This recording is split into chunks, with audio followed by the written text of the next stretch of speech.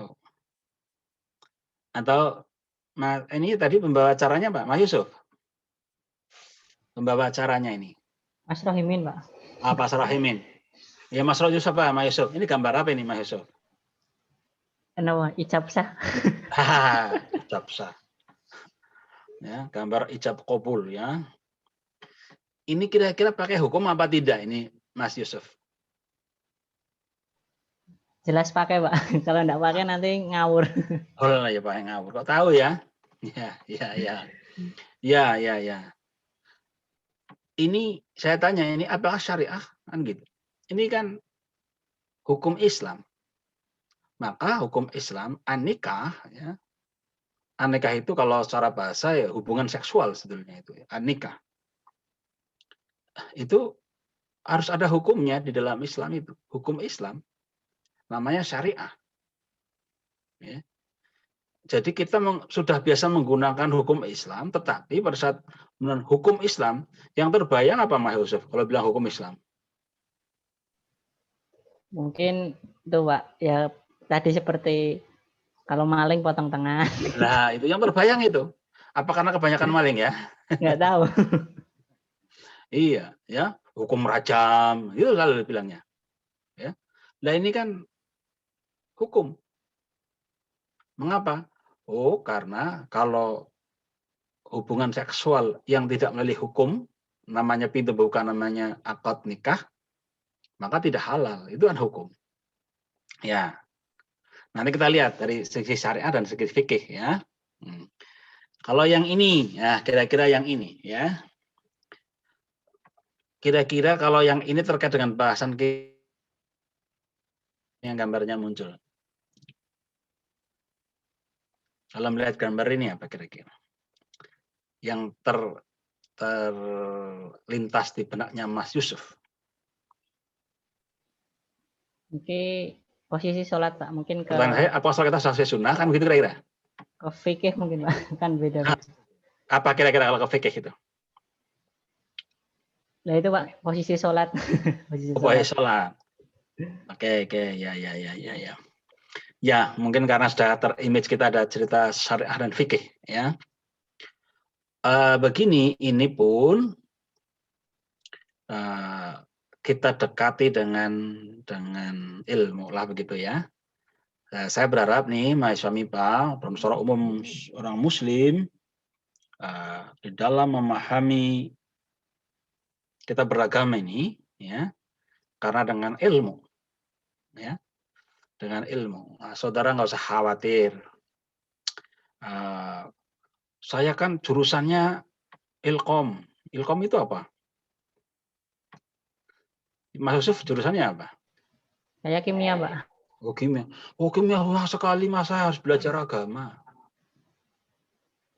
Kan ada itu ya, ada apa ya? Saya pernah jadi guru kimia, kok lupa ya. Ya ada struktur molekul ya, Aufbau, Rutherford misalkan ya. Yang modern katanya Aufbau, yang Rutherford yang lama itu. Kan rumit sekali. Apakah saya harus tambah belajar agama? Begitu kira-kira. Ya, demikian juga yang apa namanya, yang jurusan lain ya. Ada matematika juga di sini ya. Matematika kan sulit sekali ya. Sampai nggak belajar pun bisa lulus misalkan ya, saking doanya ya Allah mudah-mudahan dosennya lupa ya Allah, kira-kira. Nah, biasanya begitu ya. Kalau habis ujian nggak bisa ya Allah, ya Mas Yusuf gitu Mas Yusuf. Namanya bagus sekali, Yusuf, Rahmat, Ramadan. 3 orang nama itu ya. Ya. Begini. Ini kalau yang ini bagaimana nih Mas Yusuf? Ini yang tampak Mas Yusuf di teman saya ini. Apa kira-kira hubungannya dengan ini? Hal apa? Hal ihwal apa? Bahasa Arab, hal ihwal. Hal muamalah nih, Mbak. Oh ya, muamalah. Kaitannya dengan apa bahan kita ini kira-kira? Muamalah ya di bagian syariat juga mengatur muamalah, Pak. Ya pintar juga. Ya, artinya saya hendak menyampaikan kepada kita semuanya, khususnya mahasiswa ini, ternyata syariah itu yang terbayang itu potong tangan, hukum rajam dan sebagainya. Loh ini pun ada terkait dengan syariah dan juga fikih. Oke, nah kita akan kupas ini. Nah, yang ini ya. Karena saudara semua bukan, kan tidak ada yang di sini yang ngambil mata kuliah ini ya. Nah, ada mata kuliah apa? Di UNES tidak di ini ya, di MIPA ya. Ada mata kuliah usul fikih nggak kira-kira di MIPA ini ya? Saya jamin tidak ada. Ya. Ada nggak mata kuliah tafsir? Tafsir Al-Quran apa tafsir hadis? Saya jamin tidak ada. Tetapi kita perlu mendalami agama. Meskipun ada dalil begini di surat At-Taubah ini ya. Wa makanal mu'minuna yanfiru kafah ya. Falaula nafara min kulli firqatan minhum ta'ifatul yatafaqahu fid dini wa yundiru qaumahum idza raji'u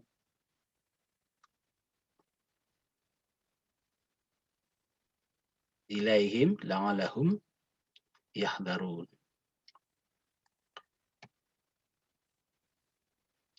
Ya, tidak sepatutnya ya. Wa makanal mu'minun, tidaklah kan adalah mukminun bagi orang mukmin itu pergi semuanya ke medan perang. Artinya semuanya berjuang gitu. Mengapa tidak pergi dari golongan di antara mereka? Beberapa orang untuk mendalami pengetahuan, dalami ilmu mereka tentang agama ini ya. Dan memberi peringatan kepada kaumnya bila mereka telah kembali kepadanya supaya mereka itu dapat menjaga dirinya. Andai kata digambarkan kita ini ya, kita ini yang belajar kimia, yang belajar matematika, yang belajar komputer, ada farmasi ya Pak Parmin ya? Ada farmasi. Farmasi. Ada biologi, ada fisika. Pertanyaannya siapa yang belajar agama? Kan begitu kira-kira ya. Nah, tetapi masalahnya ada ada pokok-pokok dalam agama ini yang wajib diketahui oleh setiap muslim. Ya, ada pokok-pokok agama ini yang wajib diketahui oleh setiap muslim. Contoh paling gampang, sholat. Sholat ini yang ahli fikih wajib sholat. Yang rakyat jelata wajib sholat. Yang pedagang wajib sholat. Yang mahasiswa wajib sholat. Yang pejabat kayak Pak Wakil Dekan 3 ya wajib sholat. Masalahnya di situ. Nah, karena itu kita perlu mendalami pokok-pokok agama ini agar kita ini meskipun belajar IPA, fisika, kimia, biologi, komputer dan farmasi, kita wajib mendalami pokok-pokok agama yang tidak bisa digantikan oleh siapapun. Dalam konteks mendalami ilmu seperti ilmu tafsir, ilmu hadis, mustalahul hadis, bahkan yang biasa kita dengar mungkin seni baca Quran ya. Itu juga ilmu.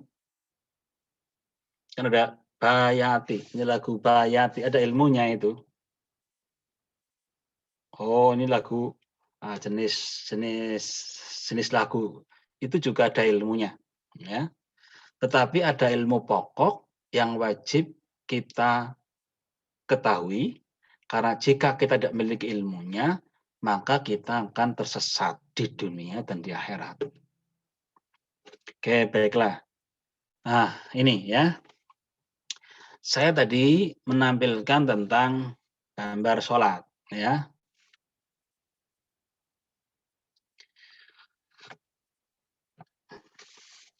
Kita lihat gambar sholat itu. Nanti saya akan definisikan apa itu hukum, apa itu syar'i dan fikih, ya. Sholat itu perintah Allah, ya. Di antara dalilnya dari dalil yang banyak, gitu ya. Aqimis sholata duluki syams ala ila khasyatil laila wa qur'anal fajr. Inna qur'anal fajr kana mashhuda. Ini fi'il amr ini. Aqimis shalah atau iqamis shalah. Dirikanlah salat itu perintah. Perintah mendirikan salat dari Allah Subhanahu wa taala di Al-Qur'an. Jadi salat secara hukum syar'i itu perintah yang setiap orang mukmin, turun lagi seorang muslim, itu tidak ada yang bisa tidak ada yang mengkanter tentang perintah salat ini. Ya. Istilah dalam hukum namanya qat'i, ya, pasti. Perintah salat diperintahkan kepada orang yang mengaku muslimin dan muslimat, laki-laki, perempuan maupun ya muslim laki-laki maupun muslim perempuan. Tetapi hal ihfal tentang sholat, contohnya waktu saja itu bisa tidak sama. Ya, contoh di gambar di dalam hadis itu, kalau sholat subuh itu di waktu fajar, ya. Waktu fajar itu, kalau ditanya itu, Pak Wakil Dekan 3, Pak Parmin, kalau sholat subuh itu teorinya itu, kalau zaman dulu itu, kalau sudah ada, secara orang bisa membedakan antara benang putih dan benang hitam di kegelapan. Jadi gelap-gelap, bawa benang putih dan benang hitam, itu mana yang putih dan mana yang hitam. Jika sudah jelas, maka itulah waktu subuh. Pertanyaan saya, ini Pak Wakil Dekan, melihat benang waktu subuh itu yang dilihat benang hitam dan benang putih atau apa yang dilihat Pak Wakil Dekan?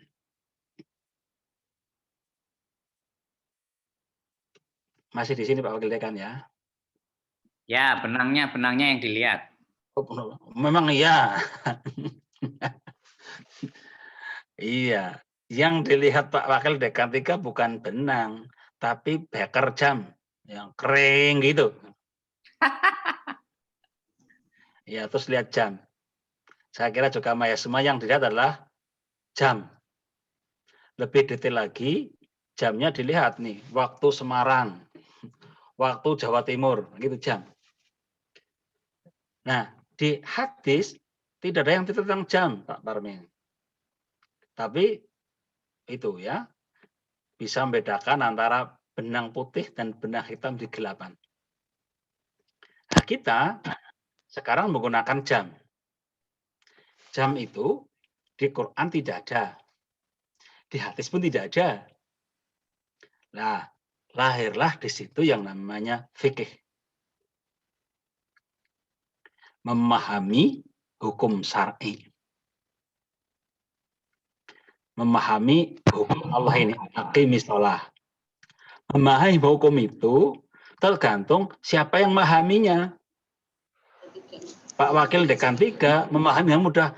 Sing penting nek sekarang jam 4 lebih 26 menit subuh. Tidak pernah tanya dalil, pokoknya jam subuh. Gitu. Apa? Itu pemahamannya Pak Parmin, Pak Wakil Dekan 3. Dan saya kira semua mahasiswa ini nggak ada yang melihat itu terbit fajar ya, ada fajar sodik dan lain itu nggak pernah lihat.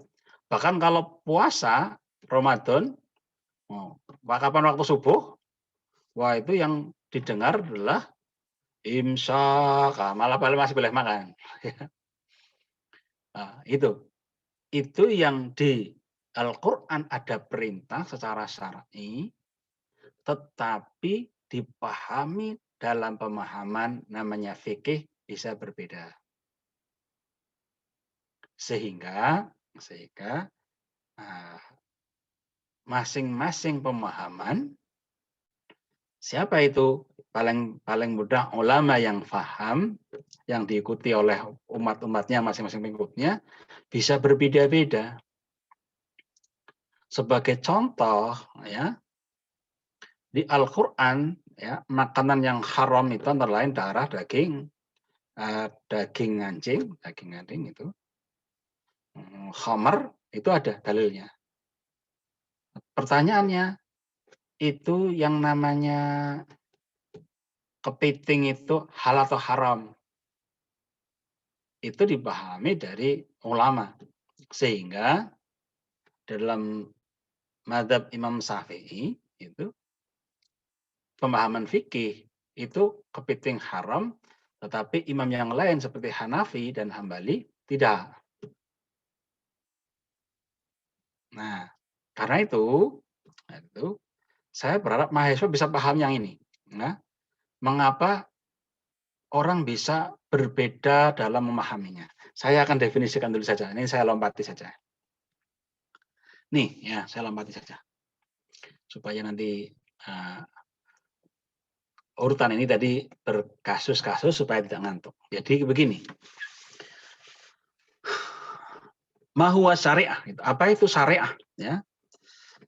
Secara etimologi ini, ya, secara bahasa itu syariah itu at-tariqah as-sunnah,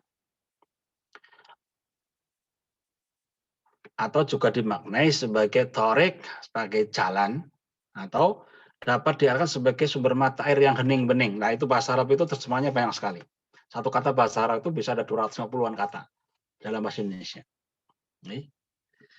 Sedangkan secara istilah atau takrif atau definisi secara istilahi itu, syariah itu sebagai pedoman hidup dan ketetapan hukum yang digariskan oleh Allah Subhanahu wa taala. Jadi syariah itu adalah ketetapan hukum yang digariskan oleh Allah Subhanahu wa taala. Aqimis sholat, tegakkan sholat itu hukum Allah Subhanahu wa taala. Orang tidak ada yang mengingkarinya. Orang Islam yang kita maksud, ya. Artinya tidak ada perbedaan hukum Allah bagi umat Islam dalam konteks hukum syar'i. Nih.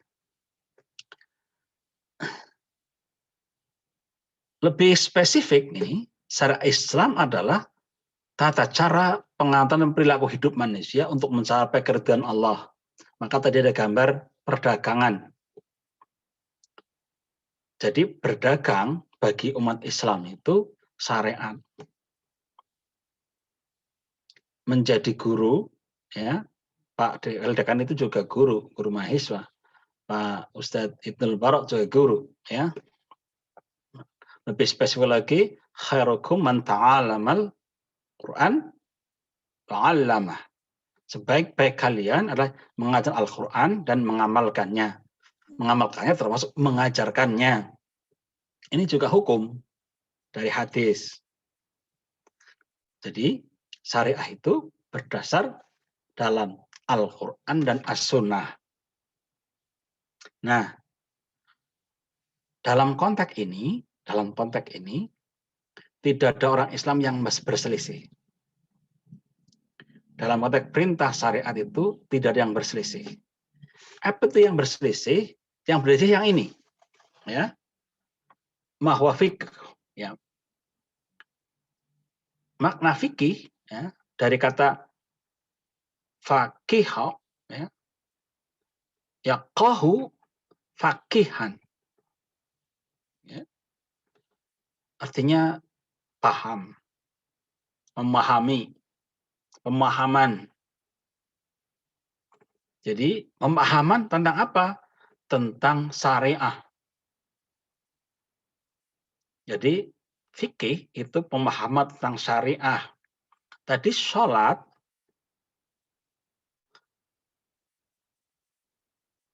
dipahami secara fikih, kapan waktu sholat dengan cara apa? Kita bisa memulai waktu-waktu sholat, ya. Kalau dalam hadis, sholat subuh tadi. Kalau sholat duhur, kalau saudara berdiri tegak, ada bayangan, kalau bayangan tegak lurus, ini yang matematika istilah tegak lurus, itu belum waktu sholat duhur. Tetapi kalau bayangan sudah meninggalkan kita sedikit saja, maka waktu sholat duhur sudah dimulai. Ya bisa jam 11.40, 50, atau bahkan mungkin jam 12 lebih, tergantung daerahnya mana. Itu jatuh sholat duhur. Nah, tapi tadi Pak Wakil DK3 lihat sholat duhur, melihat jam bakar lagi, ya. Waktu sholat duhur tiba, atau adzan dikumandangkan, ya. Karena yang adzan juga tidak berdiri di tengah lapangan untuk melihatnya. Nah, waktu yang ditentukan, kapan itulah jatuhnya dari fikih. Ya.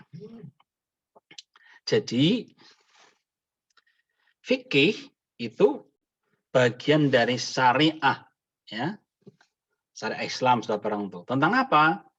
Pengetahuan tentang hukum Islam yang berkaitan dengan perbuatan manusia yang telah dewasa dan berakal sehat, namanya mukallaf. Yang di Zoom meeting ini saya yakin semuanya sudah mukallaf. Ya.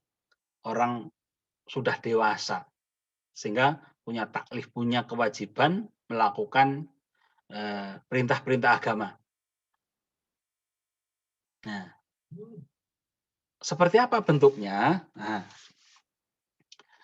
yang ini, yang ya. Ilmu fikih sandarannya adalah syariah. Jadi ilmu fikih merupakan pemahaman terhadap syariah. Nah, untuk memahami sebuah fikih ini masing-masing tergantung pada background-nya saudara semuanya. Ya. Dalam konteks kita berarti mengikut kepada fikih ulama siapa atau mazhabnya siapa yang bisa berbeda. Ya, saya naik atas lagi aja. Tadi ada gambar orang sholat, ya. Dalilnya sama. Ini dalil syar'i. Dalil syar'i itu mengatakan wasollu kama ro'aitumuni usolli. Dan sholatlah kalian kama sebagaimana kalian ro'aitumuni usolli, melihat aku sholat. Pertanyaannya, kenapa kita bisa berbeda-beda dalam memahami tentang sholat? Karena apa? Karena tadi, ya, sholat ini, perintah ini secara syar'i dipahami, ini perintah syar'i, tetapi kaidah fikih bisa tidak sama dalam memahaminya. Contoh, ada orang sholat, takbiratul ihram, kan terus bersedekap. Tetapi ada orang sholat, sah takbiratul ihram, terus melepaskan tangannya, tidak ada sedekap. Itu fikih. ada orang habis rukuk, kemudian berdiri, i'tidal, tangannya sedekap lagi. Ada yang habis rukuk, Anda i'tidal, tangannya lurus, tidak bersedekap. Itu fikih. Mengapa? Padahal dalilnya sama. Sholatlah kalian sebagaimana kalian melihat aku sholat. Maksudnya Rasulullah. Ini Rasulullah bersabda ini. Sholatlah kalian. Nah, tetapi, nah ini, tidak setiap dari sahabat Rasulullah itu juga senantiasa bersama-sama. Maka dari hal-hal yang biasa, ini hal-hal yang biasa saja. Ya. Suatu saat Rasulullah SAW ini dalam kisah yang tidak terkait dengan ibadah, tetapi menjadi menarik. Ya. Sahabat-sahabat Rasulullah itu ya kepengin melihat apa yang Rasul lihat. Nah, maka suatu saat Rasulullah SAW begini, ya, menggunakan baju ini dikancing sampai di sini seperti ini. Ya. Semua sahabat juga ikut kancing bajunya ikut seperti ini. Nah, suatu saat di tempat yang lain Rasulullah itu membuka kancing bajunya. Maka sahabat juga mengikutnya dibuka kancing bajunya. Meskipun ini bukan perkara ibadah dalam konteks ibadah mahdoh. Artinya sesungguhnya meskipun sholat, sahabat Rasulullah itu juga melihat Rasulullah itu mungkin dalam sholat itu berbeda-beda. Ya, sehingga dalam hal-hal yang furu'iyah, yang bercabang, kadang-kadang kita bisa berbeda. Dan kadang-kadang menjadi perbedaan itu menjadi tajam. Karena apa? Kita juga tidak memahami, orang lain memahami sesuatu. Nah ini, ya. Kita kadang-kadang susah memahami karena orang lain juga memahami sesuatu yang berbeda dengan kita. Kadang-kadang kita bisa ribut, ya. Contoh paling gampang, satu Ramadan sama tidak di mana-mana. Sama satu Ramadan. Satu Syawal sama tidak di mana-mana. Sama satu Syawal. Yang tidak sama kan kapan menetapkan tanggal satunya itu. Jadi pemahaman tentang awal Ramadan, puasa Ramadan hukumnya wajib, perintah Al-Quran, ya. Tetapi menjatuhkan kapan satu Ramadan itu tidak sama. Jadi bisa jadi.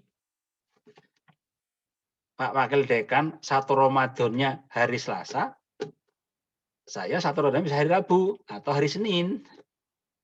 Mengapa? Karena memahami satu Ramadan, kapan jatuh waktunya bisa berbeda. Sama-sama menjalankan syariat. Nah, kalau kita paham ini, maka saudara kita semua tidak perlu memperkeruh suasana, karena apa? Orang bisa memahami dengan caranya dia memahami. Ada orang melihat jatuhnya Ramadan, itu melihat langsung bulan, namanya melihat hilal. Pokoknya kalau belum tampak ada satu garis begitu, nah, sedemikian saja masuk bulan, melihat secara mata, ru'ya, melihat secara mata telanjang, berarti belum masuk. Menurut ilmu astronomi, gitu, kalau belum ufuk 2 derajat, di atas ufuk itu, belum 2 derajat, tidak akan pernah bisa dilihat. Tetapi bulan sudah masuk, meskipun di bawah 2 derajat. Tapi secara fisika astronomi, kalau sudah 2 derajat, tidak masuk. Nah, memahami sesungguhnya masuk itu harus 2 derajat kah? Atau harus lebih dari derajat, itu namanya fikih. yang orang bisa berbeda. Nah, pertanyaannya, loh Pak, saya kan jurusannya biologi, kayak Pak Wakil Dekan 3 ini. Apa saya harus belajar astronomi? Tidak usah, pertanyaan saya. Bikin pusing nanti ya. Saudara yang mungkin yang matematika, yang fisika mungkin boleh belajar. Tapi yang jurusannya IPA, farmasi tidak usah. Apa caranya? Anda silahkan mengikuti yang Anda mantepi. Nah, itu. Jika pemerintah ini mantap, ikuti pemerintah yang mantap. Atau jika ada ulama yang ikut, ikuti ulama yang mantap. Nanti ya kalau salah ya tanggung bersama kesalahannya. Gitu Pak. Ya, tapi harus mantap karena ibadahnya harus mantap. Anda nggak boleh ragu-ragu. Daripada ikut, nanti saya ragu-ragu atau ikut mudahnya. Ada yang cari ikut mudahnya, enggak apa-apa. Cari mudahnya enggak apa-apa. Tadi pertanyaan saya, apakah Pak Wakil Dekan 3 kalau sholat subuh harus ngolet benang putih, mencari benang putih dan benang hitam, geramakan rangelan, jambeker saja lebih gampang. Ya ikuti saja itu yang gampang. Mengapa? Karena asal jambekernya sesuai jadwal ya, bukan jadwal yang dapur sendiri ya. Jambekernya sudah diatur bahwa subuh di daerah Semarang itu jam sekian-sekian. Maka kan berputar otomatis. Mantap itu, ikuti itu. Daripada keusahaan Anda bangun pagi menunggu terbit fajar. Nah, lebih-lebih yang buta warna ya. Fajar itu warna kuning, hijau, merah, putih, abu-abu, batas hitam putih, supaya ada benang mencelirit begitu kira-kira. Warna buta warna tambah kangelan ya.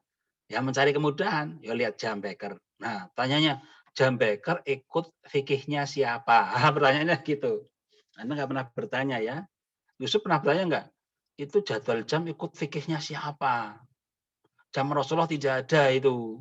Ya, ya. Tapi ada dalilnya itu ya. Dalilnya banyak gitu ya. Raqatul fajri khairum minad dunya wa ma fiha. 2 rakaat fajar itu lebih baik dari dunia sisinya ya. Man sholata bardhain dakhalal jannah.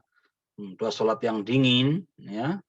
Di 2 yang dingin yakni subuh dan asar itu dakhalal jannah, mau surga semuanya paham. Tetapi menentukan waktu tidak mudah. Saudara cari yang mudah saja. Dari apa itu? Fikih jatuhnya. Secara syar'i perintah salat ditegakkan baik dari Quran maupun sunnah. Nah, secara fikih Anda mengikutinya.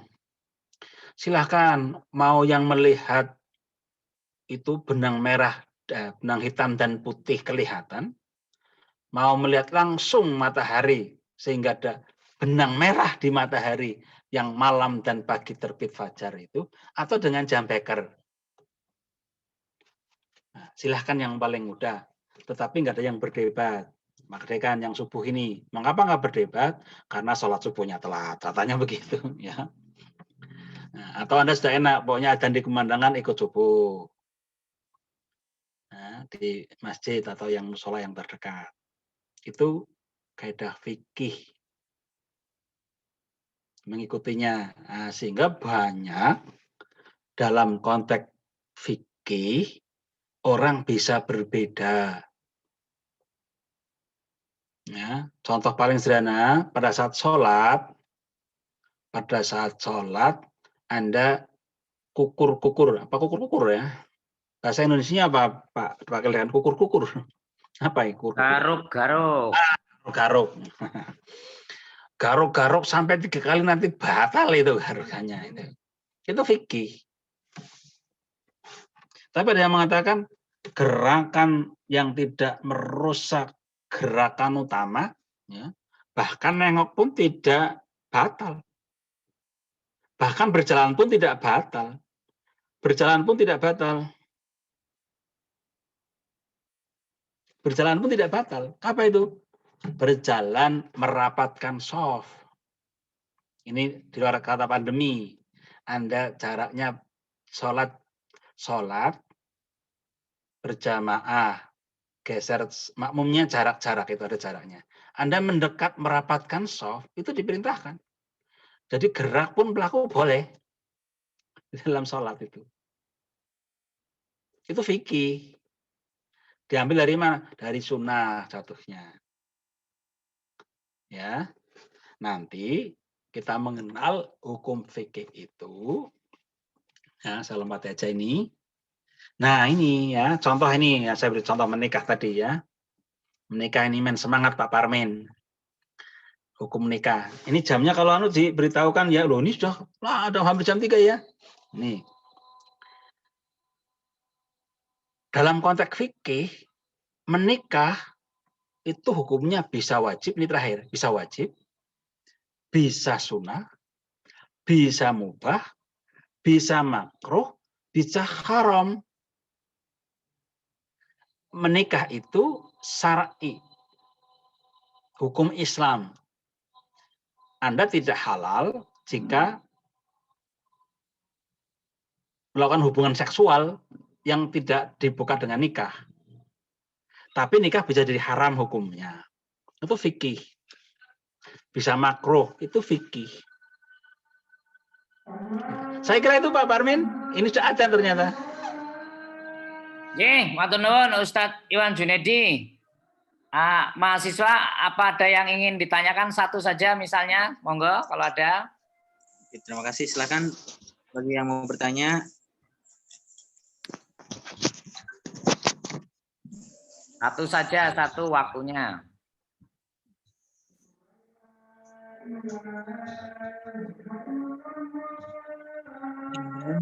Yang mau bertanya dipersilahkan. Satu orang saja ya, karena waktunya sudah waktu asar lah. Ada Pak Sigit ini. Begini aja ini ya. Ini sangat sedadan. Nanti kajian ini akan kita teruskan jatah saya yang fikih nih Pak Wakil Dekan. Ya betul, memang bersambung. Nanti saya akan sambung terus sampai dari yang kecil-kecil, dari berwudu ya. Berwudu, sholat, salat dan sebagainya. Ini baru membuka pemahaman bahwa dari dalam beribadah, perintah syariah itu kita memahaminya bisa berbeda. Dan kita mengikuti para ulama yang juga pemahamannya bisa berbeda. Karena itu pesan saya, kita tidak perlu meresahkan dengan perbedaan, lebih-lebih kita ada memahaminya. Itu mungkin penutupnya Pak Parmin. Sehingga saya berharap besok, kalau kita kajian tentang fikih, jangan, loh ini berbeda-beda terus bagaimana. Ya, karena itu sebuah pemahaman. Terima kasih. Assalamualaikum warahmatullahi wabarakatuh. Waalaikumsalam warahmatullahi wabarakatuh. Matur nuwun Ustadz Iwan Junedi. Monggo Mas diantarkan, ditutup. Oke, terima kasih kepada Ustadz Iwan Junedi. Semoga apa yang beliau sampaikan dapat kita terapkan dan dapat kita terima ilmunya. Dan semoga ilmu beliau barokah. Amin. Mungkin langsung saja kita masuk penutup. Sebelum penutup ada doa. Monggo kepada Ustadz Junedi untuk bisa memimpin doa.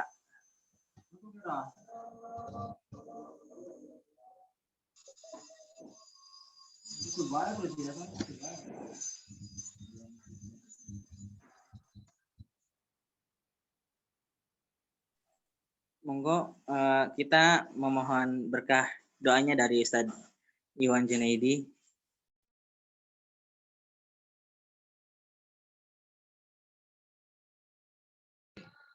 Oh, maaf, saya mute ini. A'udzubillahi Bismillahirrahmanirrahim. Hamdan syakirin, hamdan na'imin, hamdan yuwafi ni'amah wa yukafi mazidah. Ya Rabbana lakal hamdu kama yanbaghi li jalali wajhi wa 'azimi sultanik.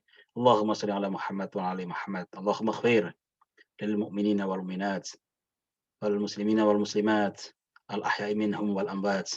Innaka sami'un qaribun mujibud da'wat. Rabbana dhalamna anfusana wa lam taghfir lana wa tarhamna lanakunanna minal khasirin. Rabbana la tuzigh qulubana anta idh hadaitana wa hab lana min ladunka rahmah innaka antal wahhab. Allahumma inni a'udzubika minal barasi wal jununi wal judami wa min sa'il asqam. Rabbi firli wa liwalidayya warhamhuma kama rabbayani shaghira. Rabbana atina fid dunya hasanah wa fil akhirati hasanah wa qina adzabannar. Alhamdulillahirabbil alamin. Subhana rabbika rabbil izzati amma yasifun. Wassalamun alal mursalin walhamdulillahirabbil alamin. Assalamualaikum warahmatullahi wabarakatuh. Waalaikumsalam warahmatullahi wabarakatuh. Warahmatullahi wabarakatuh. Matur nuwun, Alhamdulillah, Pak Ustaz. Sigit. Terima kasih Pak Sigit. Terima kasih Ustaz Iwan Junaidi. Alhamdulillahirrahmanirrahim, acara demi acara telah selesai kita lalui. Tiba kita ke penghujung acara. Saya selaku MC, mohon maaf bila banyak salah kata, dan tadi mohon maaf di awal acara terganggu masalah sinyal ya, jadi suaranya terputus-putus. Mungkin dari saya cukup sekian, kurang lebihnya mohon maaf. Bila terlebih dahulu, assalamualaikum warahmatullahi wabarakatuh. Untuk selanjutnya saya serahkan kepada Mas Yusuf, katanya ada sesi foto. Ustaz, Pak Parmin, Pak Ibnu. Gimana Pak, kalau di akhir sebelum ditutup, kan dari tutup ya kita foto dulu. Begitu, sebentar. Silakan, mungkin teman-teman bisa on cam ya. Ya oke, siap-siap. PC-nya dibenerin, PC-nya Pak Kajur Kimia, PC-nya bagus sekali. Oke. PC Ya. sumbangannya Pak Ustadz Iman ini. Ya betul, alhamdulillah. Oke, silahkan. Ini minta tolong satu Sekar yang ini ya, yang screenshot ya. Iya, sebentar Oke. saya mulai ya. Sambil foto nih Pak Parmin, Pak Oke, Walutek. ditampilkan wajahnya yang memungkinkan ditampilkan, yang enggak ya enggak apa-apa. Monggo. Oke ya. Baik, saya mulai ya. 1, 2, 3.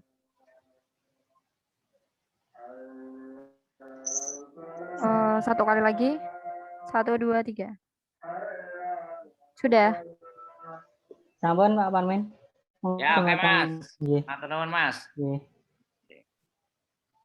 Persilakan kepada tamu undangan dan mungkin teman-teman kalau sudah tutup ya, kalau mau meninggalkan Zoom, monggo untuk melaksanakan ibadah ya. Persilakan. Matur nuwun Ustadz Iwan, matur nuwun Pak Sami-sami. Kajur Nggih, Kimia. matur nuwun Pak Widya 3 Pak Oke, Ustadz. nggih, Nggih. matur nuwun.